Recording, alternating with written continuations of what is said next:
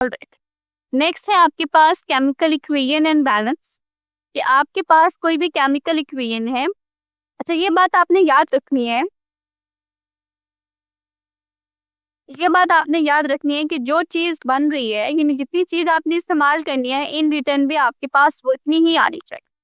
जैसे मैं आपको एग्जांपल दूं तो आपके पास कार्बन एंड ऑक्सीजन है, ठीक है। ये कंबाइन कर रही है तो ये कार्बन डाइऑक्साइड बना रही है। ये कंबाइन कर रही है तो ये कार्बन डाइऑक्साइड बना रही है, ठीक है। इसके अलावा आपके पास हाइड्रोजन है।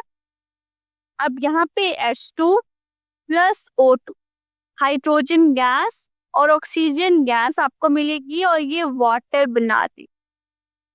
लेकिन अगर आप यहाँ पे देखो तो यहाँ पे ऑक्सीजन मॉलिक्यूल में, यानी ऑक्सीजन के एक मॉलिक्यूल में 2 एटम्स है। एटम वाइज बात करेंगे तो वो ज्यादा बेहतर। ऑक्सीजन के 2 एटम्स, वाटर में तो ऑक्सीजन का एक ही एटम है, तो आपने इसको बैलेंस रखा। तो मैं यहाँ पे 2 मॉलिक्यूल्स लगा दूं, तो यहाँ पे 2 पूरे हो गए, लेकिन अब हाइड्रोजन के 4 हो गए, तो मैं हाइड्रोजन के साथ भी कोएफिशिएंट्स लगा कि अब यहाँ देखो तो इधर आपके पास हाइड्रोजन 4 है, ऑक्सीजन 2। इधर आपके पास हाइड्रोजन 4 है, ऑक्सीजन भी 2 है।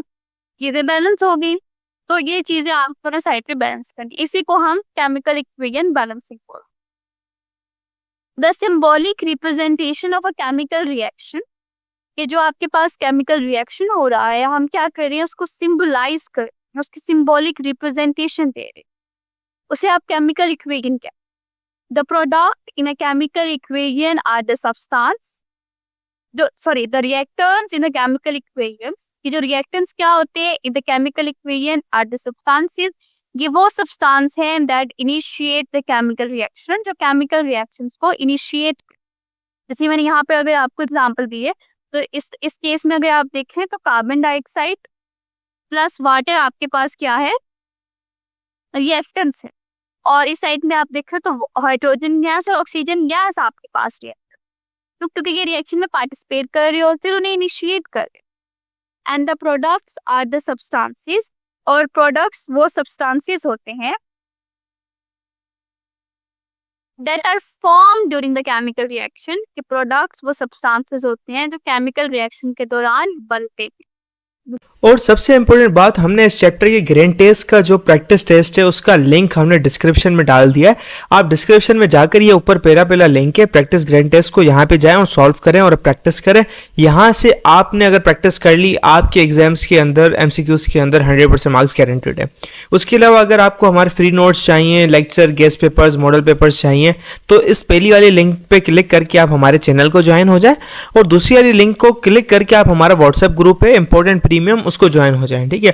अगर आपको ट्यूशंस वगैरह के अंदर एनरोल होना है, कोई डाउट है, तो ये हमारा व्हाट्सएप नंबर, इस पर क्लिक करेंगे आप डायरेक्ट व्हाट्सएप पे चले जाएंगे, और तमाम बुक्स के PDF इस वाले यहाँ पर आखिरी वाले आपके पास गिवन है। आप यहाँ से कोई भी बुक उठा सकते हैं, आपकी जो मर्जी चाहे, सारी की सारी क्लासेस का। इसके साथ साथ आपसे रिक्वेस्ट है, आप चैनल को सब्सक्राइब और वीडियो को लाइक भी करते हैं। तो ये प्रोडक्ट है, आपके पास कार्बन डाइऑक्साइड बन रही है, वाटर बन रहे हैं, तो ये आपके पास प्रोडक्ट्स के। The reactants are always return,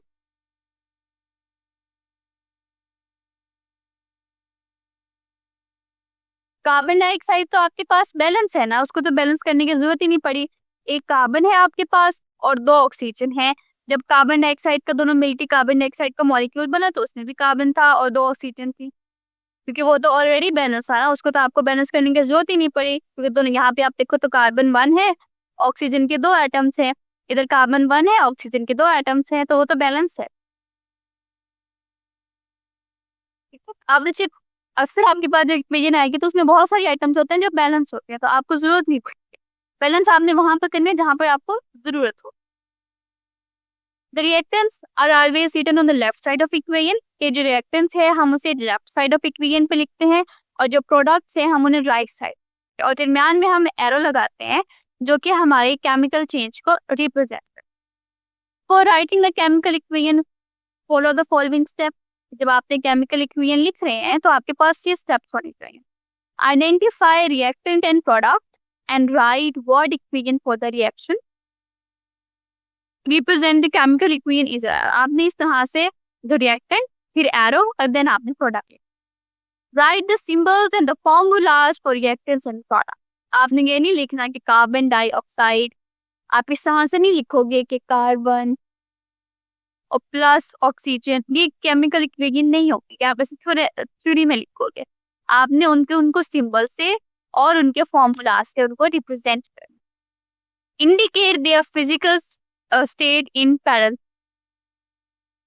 अब जैसे मैंने आपको कहा कि यहाँ पर हाइड्रोजन गैस और ऑक्सीजन गैस आपस में रिएक्ट कर, मैं दोबारा देखूँ, हाइड्रोजन गैस और ऑक्सीजन भी गैस की फॉर्म में होती है ना, ये आपस में रिएक्ट करती है तो ये वाटर बनाती है। अब हाइड्रोजन हमारे पास गैस है तो आप इसको इस तरह से जी और स्मॉल रिप्रेजेंट्स में रिप्रेजेंट करो, इधर भी जी और इसको स्मॉल रिप्रेजेंट से बैलेंस करो।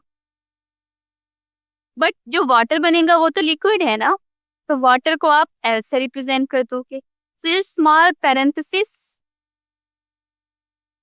जो स्मॉल पैरेंथेसिस होती है, हम इन्हें यूज करते हैं सॉलिड्स किसी भी फिजिकल स्टेट को रिप्रेजेंट करने के लिए। अब ऊपर वाली एग्जांपल में भी कर लेते हैं। इसमें कार्बन हमारे पास सॉलिड फॉर्म में होता है। अब जो कार्बन है वो हमारे पास सॉलिड फॉर्म में होती है यहाँ पे।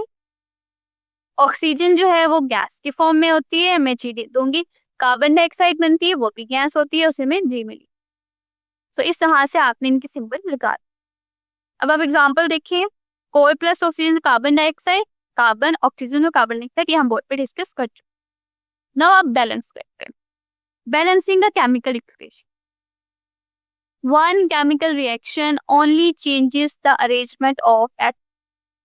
फेडरल बोर्ड के एनुअल एग्जाम्स का डर है, लेकिन ये नहीं पता कि तैयारी कहाँ से करनी है। दूसरी बात ये नहीं पता कि एग्जाम के अंदर सवाल का जवाब लिखना कैसे है, कैसे सेंटेंसेस को फॉर्म करना है, कैसे हमें फुल के फुल मार्क्स मिले। तो भाई घबराना किस बात से, हमारी बैच इसी प्रॉब्लम को तो सॉल्व करने आई है। तो आप भी हमारे बच्चों की तरह 97.8 परसेंटेज ला सकते हो, 98.27 परसेंटेज ला सकते हो, फातिमा की तरह, अगली फातिमा आप बन सकते हो। आप 505 मार्क्स ले सकते हो आउट ऑफ 520। अच्छा जी, कैसे? हम आपको सिखाते हैं कि एग्जाम के अंदर लिखना कैसे होता है, ग्रेड टेस्ट प्रोवाइड करते हैं। देखें जी, हमारे पास है पाकिस्तान की one of the best faculty. आप कोई भी सब्जेक्ट लेना चाहें, आपका जो दिल करे, आप सारे सब्जेक्ट्स लें, सिर्फ और सिर्फ 3,000 रुपये में पूरे साल में।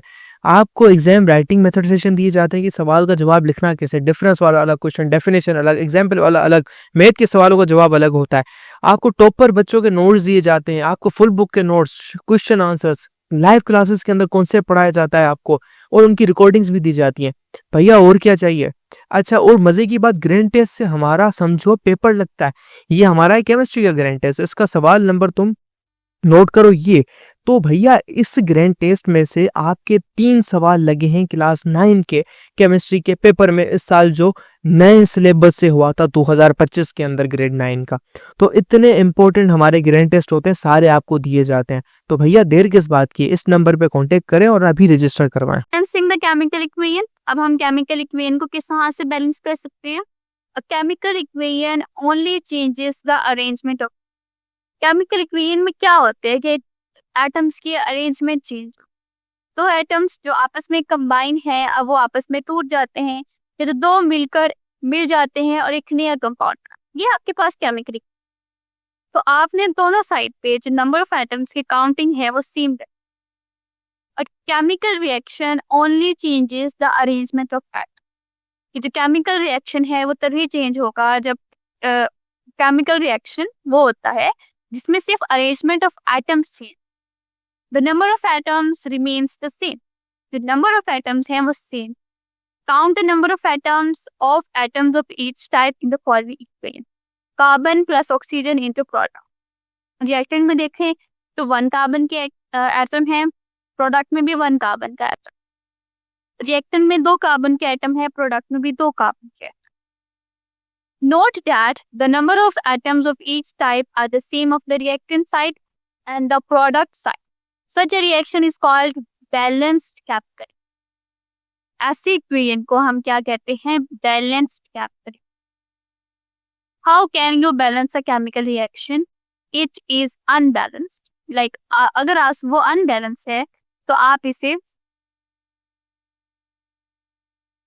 तो आप इसे क्या कर सकते हो, उन्हें अगर वो बैलेंस नहीं है, अगर वो अनबैलेंस है तो आप इसे बैलेंस कैसे कर सकते हो, ठीक है। यहाँ पर उन्हें एग्जाम्पल दिए CH4 plus O2 carbon dioxide and water, चलो हम इसको साथ साथ बोर्ड पे भी करते हैं। तो the equation says CH4 plus O2 and it gives you carbon dioxide and water, ठीक है। अब नंबर ऑफ एटम्स देख लो, इधर मेरे पास कार्बन कितना है 1, इधर मेरे पास कार्बन कितना है 1, हाइड्रोजन कितनी है 4, इधर मेरे पास हाइड्रोजन कितनी है 2, ऑक्सीजन कितनी है 2 एटम्स, इधर ऑक्सीजन कितनी है 2 ये एटम और एक ये एटम 3। अब ये तो मेरे पास फिट है, यहाँ पे ये बैलेंस नहीं है, एक साइड पे 4 है दूसरी साइड पे 2, और ये भी बैलेंस नहीं है, एक साइड पे 1 है दूसरी साइड एक साइड पे 2 है, प्रोडक्ट साइड पे ऑक्सीजन 3 है। अब मुझे इसको बैलेंस करना है, तो अब हम तरीका देखेंगे कि हम इसको बैलेंस कैसे करें। ओके, अब यहाँ पे स्टेप बाय स्टेप उन्होंने बात की है, balance 1 element at a time, एक ही टाइम पे एक एलिमेंट को आपने बैलेंस करना है। To balance the chemical equation used coefficient, ये जो हम दो तीन लगाते हैं ना, जिसे हमने यहाँ पे मैंने लगाया था, यहाँ पे मैंने 2 लगाया, I have to put 2 over here. तो ये बेसिकली क्या है, इन्हें हम कोएफिशिएंट्स का नाम है। Remember that you should not change subscript in a chemical form, जैसे वो तो केमिकल फॉर्मूला है, हम उन्हें चेंज नहीं, जैसे कार्बन डाइऑक्साइड है और ऑक्सीजन मेरे पास 2 है, इधर मेरे पास 3 है, तो मैं यहाँ पे O3 कर, ऐसा बिल्कुल नहीं, ये फॉर्मूला है, ये वैसे के वैसे रहे, हम कोएफिशिएंट ऐड करें। Put a coefficient before water to balance. Okay, सबसे पहले आप देखो कि बैलेंस किसको करना आसान। अब आप देखो कि पहले तो कार्बन है, फिर हमने हाइड्रोजन देखी, यहाँ 4 है, तो हाइड्रोजन को बैलेंस करेंगे हम यहाँ पे 2 लगा, let me use a different colour to highlight, मैं यहाँ पे 2 लगा। अब मेरे जो हाइड्रोजन है वो भी बैलेंस हो गया, वो भी 4। अब ऑक्सीजन की बारी, ऑक्सीजन यहाँ पे 2 है, इधर भी 2 है, ठीक है। देखो ये मैंने सिर्फ हाइड्रोजन को बैलेंस किया और मेरी ऑक्सीजन खुद ब खुद बैलेंस होगी, तो इस तरह से 2 लगाने से मेरे पास ऑक्सीजन बैलेंस होगी। So now this is the equation. So put a coefficient 2 before H2O to balance the hydrogen atoms. CH4 plus O2 gives us CO2 plus 2 H2O. Now balance oxygen. So there are 2 atoms on the left side. On the right side, put 2 before O2. Okay, sorry. नहीं, okay, I'm really sorry. मैंने इसको इस तरह नहीं देखा कि ये भी तो O2 है ना, तो अब पहले मैंने जब यहाँ पे हाइड्रोजन को बैलेंस करने के लिए 2O लगाया था,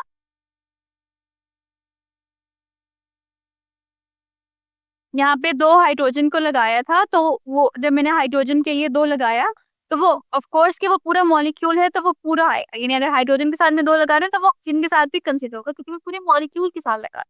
इस तरह लेट्स से कि अगर मैं यहाँ पे 3 लगाती हूँ तो वो मेरे 3 कार्बन के साथ भी कंसीडर होगा और हाइड्रोजन के साथ भी कंसीडर होगा, कि वो मॉलिक्यूल और एक साथ प्रेजेंट है, तो वो कंसीडर हो।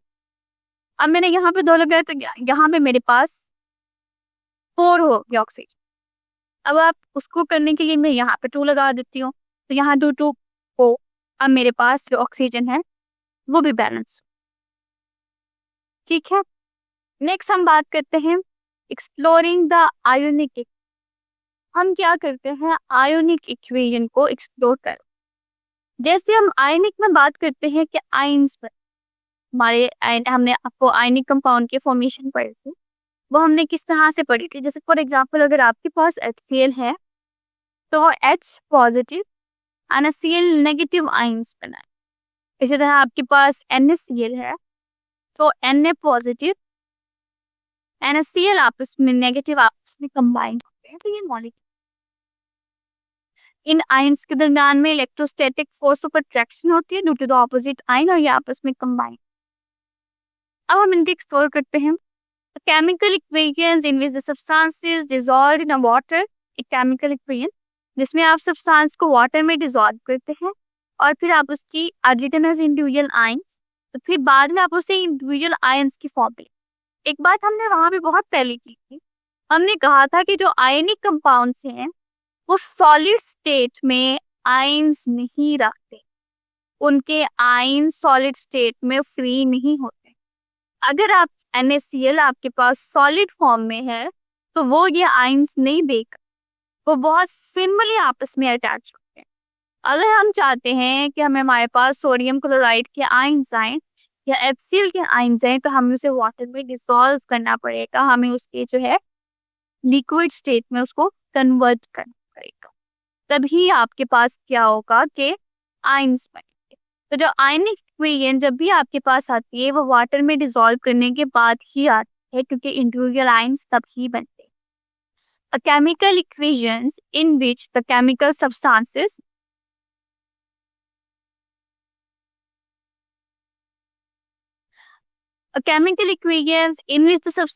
dissolved in a water are written as individual ions is called as ionic। कि अगर आपके पास एक केमिकल इक्वेशन है और आप उसे वाटर में डिसॉल्व करोगे तो वो अपने इंडिविजुअल आयंस में आ जाएगा। NaHCl H पॉजिटिव और Cl नेगेटिव में आ जाएगा। NaCl आपके पास NaCl नेगेटिव में आ जाएगा। एक और एग्जांपल है NaOH की, सोडियम हाइड्रोक्साइड NaOH, ये अपने इंडिविजुअल आयंस देगा Na पॉजिटिव NOH नेगेटिव, ये आपके पास आयंस आ जाएंगे। ये जैसे फॉर एग्जांपल सबसे पहले तो आपने ये इक्वेशन देखनी है। When a substance that is soluble in water, write the substances that are soluble in water in their dissociate। अब हमने क्या करना है, इनको वाटर में जब हमने सॉल्युबल किया तो ये अपने अपने आयंस को dissociate. HCl H positive and Cl negative, NaOH and Na positive and OH negative, NaCl Na positive and Cl negative plus. Remove the common ion on the both side. अब हम क्या करेंगे, जो कॉमन आयन है हम उसे remove करते हैं। Just let me go to the board.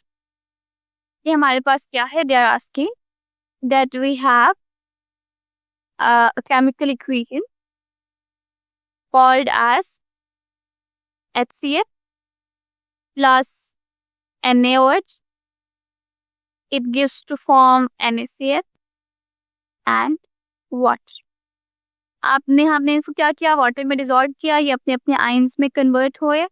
It forms H positive NaCl negative, then Na positive NaOH negative, then Na positive NaCl negative and then आपके पास वाटर आ।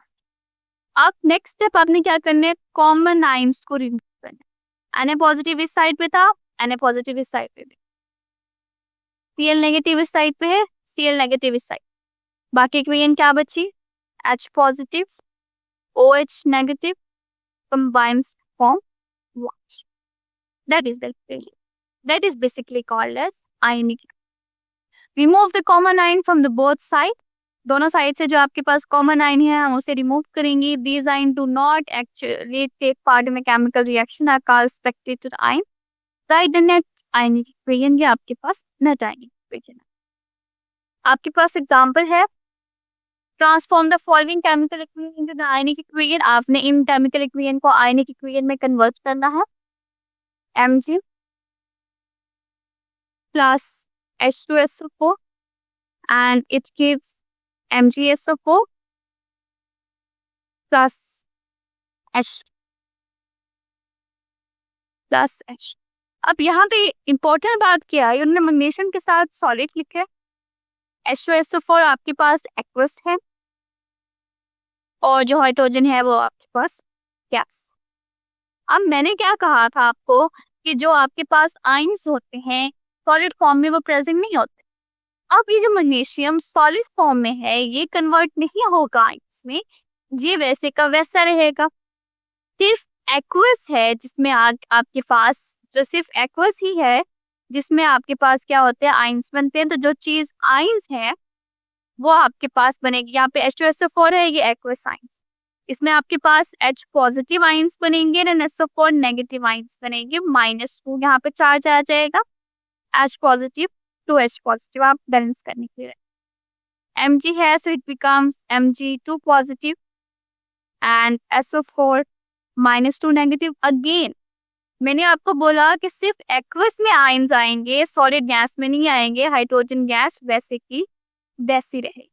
अब आप क्या करोगे, कैंसिलेशन कर दोगे आयंस की। आपके पास क्या है, यहाँ पे कॉमन आयन कौन सा है, SO4 एंड SO। यहाँ पे मैग्नीशियम अपने आयंस में नहीं कन्वर्ट होगा क्योंकि वो सॉलिड फॉर्म में है। अब आप इसकी नेट इक्वेशन लिख दोगे जो बाकी बच जाएंगी, Mg plus 2H positive, it gives Mg2 positive plus H2 and then hydrogen gas। या आपको पता कैसे चलेगा कि ये पॉजिटिव और नेगेटिव है, वो तो आप जब आइंस पढ़ेंगे, हमने केटाइंस और एनाइंस पढ़े हुए थे, वहां पर आपके पास लिस्ट प्रेजेंट थी कि SO4 पे नेगेटिव चार्ज है, Mg पे 2 पॉजिटिव है, या बहुत डिटेल में बात कर चुके हैं। कौन से एलिमेंट्स हैं जो एटम्स को लूज करते हैं, वो पॉजिटिव आयंस के टाइम देते हैं, उनकी नेचर क्या क्या है, वहां पे आपके पास लिस्ट थी, तो आपने वो लिस्ट याद कर, वो आपको आगे नेक्स्ट चैप्टर्स में हेल्प आउट करें।